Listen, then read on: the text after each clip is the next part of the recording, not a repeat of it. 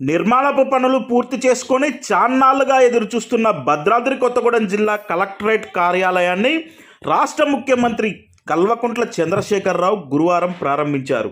అనంతరం కలెక్టర్ ఛాంబర్లో ప్రత్యేక పూజలు నిర్వహించి కలెక్టర్ అనుదీపుని కుర్చీలో కూర్చోబెట్టి పుష్పగుచ్చం అందజేసి అభినందనలు తెలిపారు.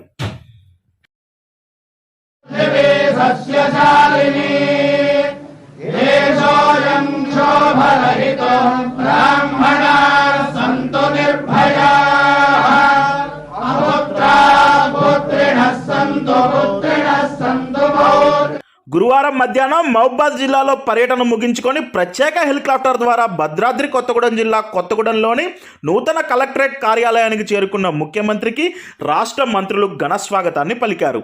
అనంతరం హెలిప్యాడ్ నుంచి నూతన కలెక్టరేట్ భవన సముదాయం వరకు ప్రత్యేక బస్సులో చేరుకున్న ముఖ్యమంత్రికి జిల్లా పోలీస్ యంత్రాంగం గౌరవ వందనాన్ని సమర్పించారు.